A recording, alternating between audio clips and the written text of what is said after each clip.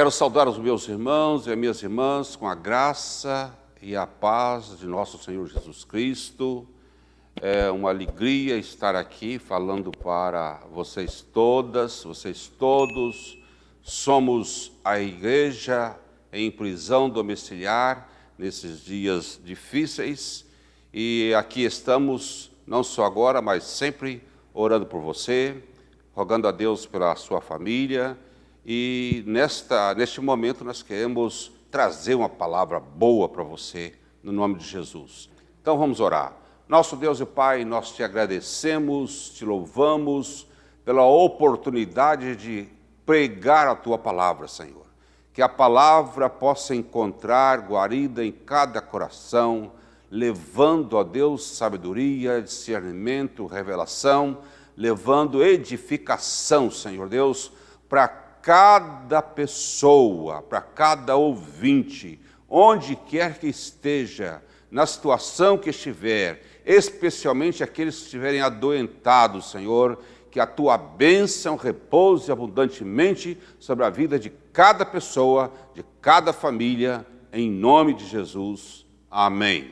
Irmãos, amados irmãs, queremos refletir um pouco com vocês nesta oportunidade sobre a ciência e a fé.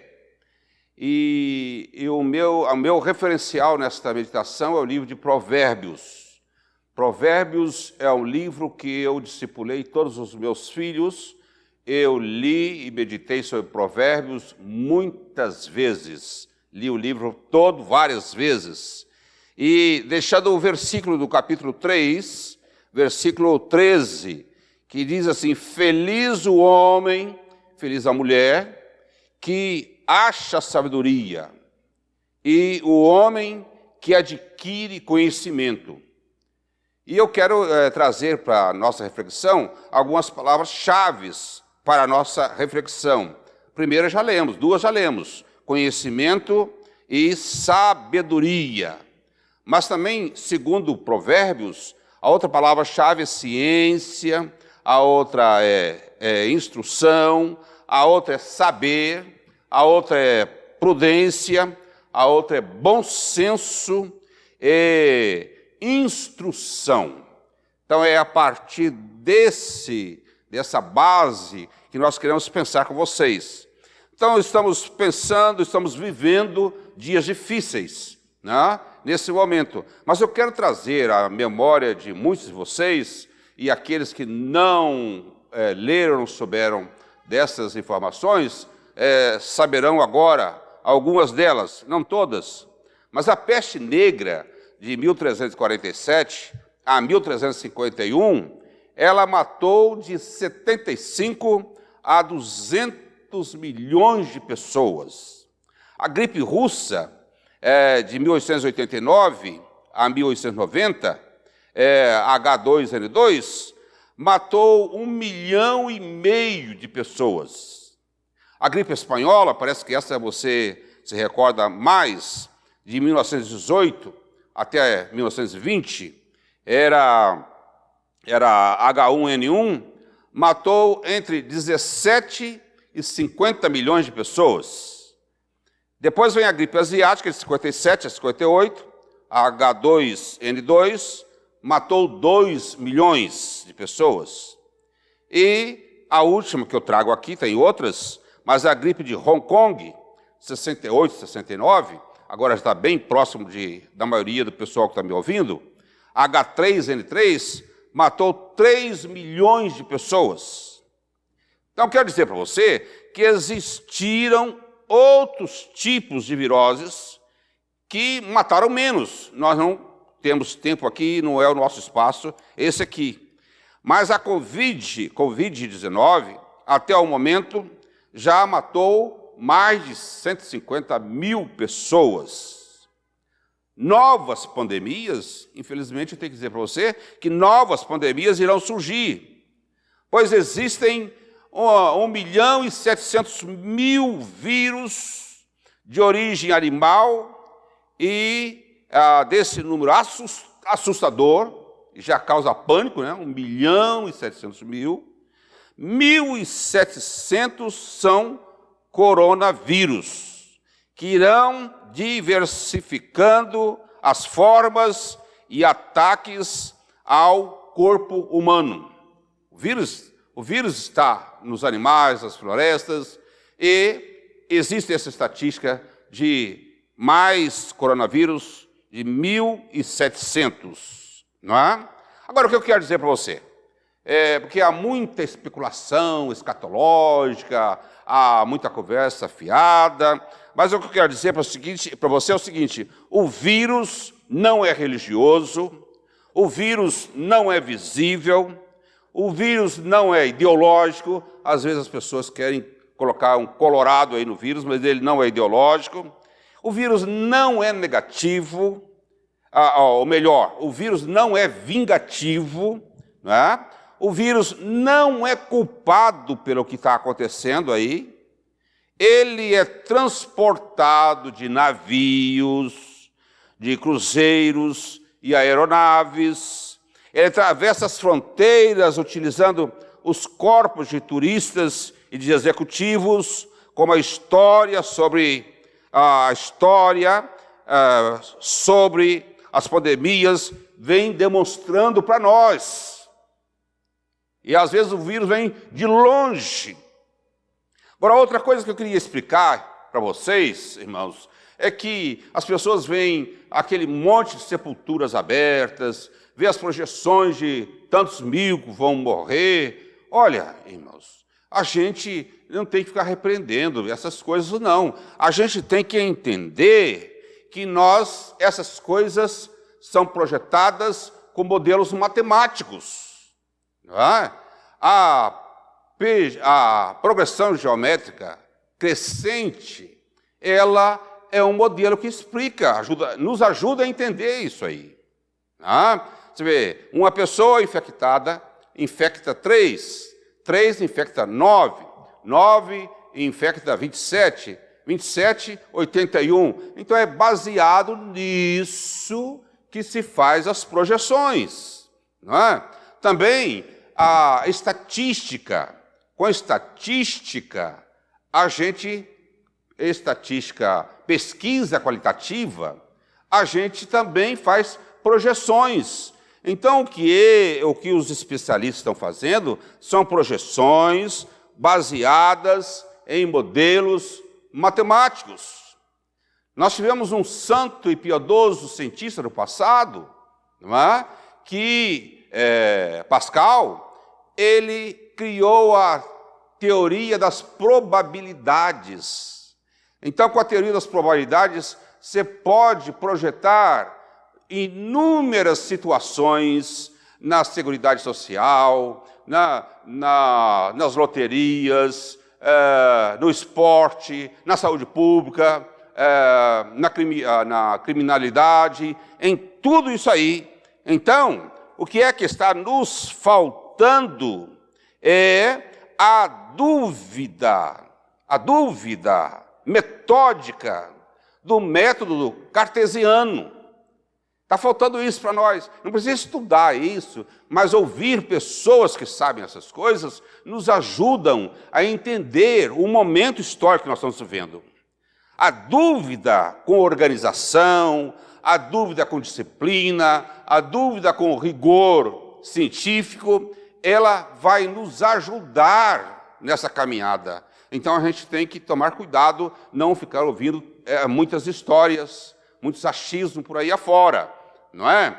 E eu quero contar a você uma historinha muito interessante. A mentira e a verdade, elas se encontraram e elas começaram a conversar, e a mentira olhou para a verdade e disse assim: dia bonito hoje, não é?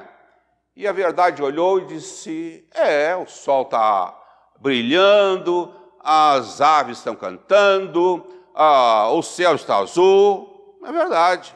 Um pouquinho mais à frente, a mentira diz para a verdade assim: está um calor hoje, não é? Calorão hoje, que tal a gente tomar um banho ali na cachoeira? A verdade olhou para ela, realmente está calor mesmo. Então era a segunda verdade. E elas foram tomar banho.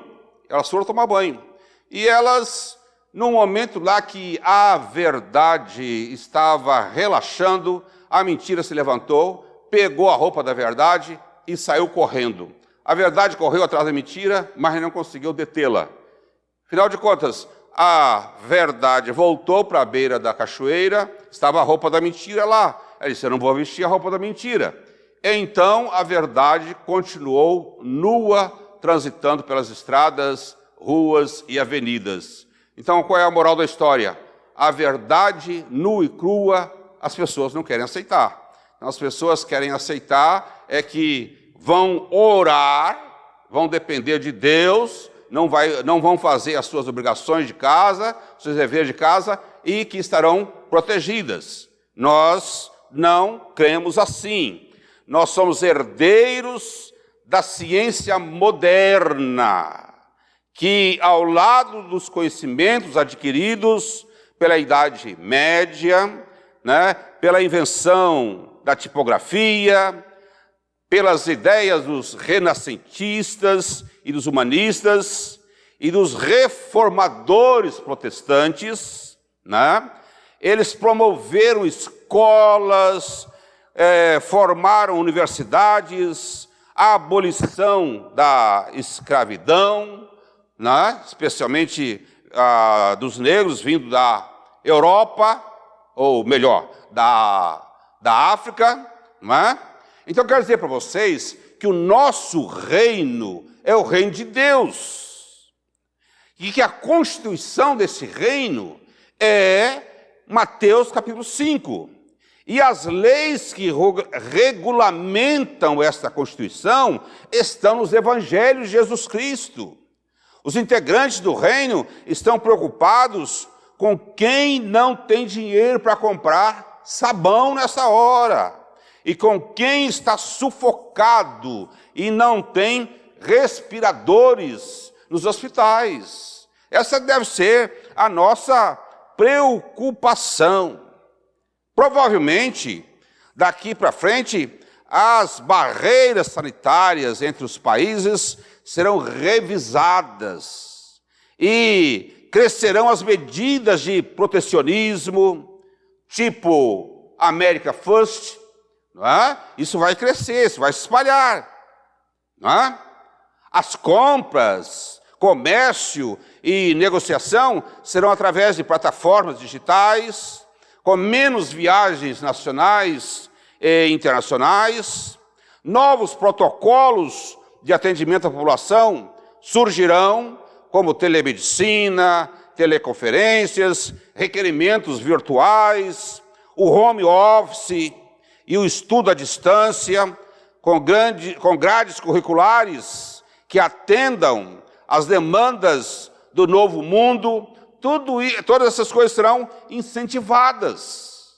E a gente tem que estar se preparando agora para novos tempos, porque amanhã, depois da pandemia, o mundo será inteiramente diferente. Mas eu quero te dizer mais uma coisa. O vírus revela, expõe as desigualdades sociais do país, revela o caráter dos gestores públicos e dos mercenários da fé que povoam as redes sociais, infelizmente, com o sacrifício da vida de pessoas boas e pessoas inocentes. O vírus simplesmente procura hospedeiros e, na maioria das vezes, encontra pessoas com imunidade baixa, sem recursos para a higiene necessária, desnutridas, morando em lugares insalubres, desempregadas. Muitas dessas pessoas têm doenças crônicas e não têm acompanhamento médico regular e acabam morrendo nos corredores dos hospitais públicos, morrem nas portas dos hospitais, morrem nos asilos. É isso que devemos estar preocupados, e não discutir posição e mandatos de políticos nesse momento. O momento é de convergência de todas as forças sociais, políticas e religiosas para atacar um único inimigo, que é o coronavírus. Como se prevenir? Com uma família de 7 pessoas, num barraco de 30 metros quadrados, sem água na torneira, sem sabão, sem álcool gel, sem máscara, sem renda. Mas o prefeito do Rio de Janeiro disse que essas pessoas, nessas condições, já estão imunizadas, que esse estilo de vida serve para imunizar as pessoas. Esse é o caos que nós estamos vivendo. Mas, e diante do caos que nos deparamos com divergências, em achismos, em teorias da conspiração, cheio de pessoas paranoicas, nesse cenário de fake news, e uma pobreza incrível de argumentos, nós estamos num momento de pobreza intelectual. Argumentos pressupõem estudo, preparação, rituais, metodologia e comprovação. Isto ainda não significa que o trabalho que passe por esse ritual todo seja infalível. Não, a ciência vai progredindo, a ciência vai se evoluindo. Ela é diferente da fé nisso aí, mas ela caminha com a fé, e a fé caminha com a ciência. A Bíblia recomenda fazer tudo com decência e ordem, fazer tudo com critérios. Infelizmente, existem pessoas que acham que estão certas apenas porque as pessoas não concordam com ela. Todo mundo discorda de mim, então eu estou certo. Esse é um outro problema de obscurantismo dos nossos dias. Poderão ficar na história como pessoas afamadas ou pessoas difamadas. A gente escolhe como é que a gente quer ficar na história. O despojamento, o diálogo respeitoso, a abertura para o novo tempo e a resiliência são as portas que os verdadeiros heróis procuram. E nós todos devemos procurar essas portas. Sai bem da crise quem usa a inteligência para fazer escolhas entre várias possibilidades. Eu não posso resolver o problema da crise, mas eu posso saber como viver na crise. E eu posso fazer diagnósticos como eu vou viver depois da crise. A história sempre registra os fatos de maneira neutra.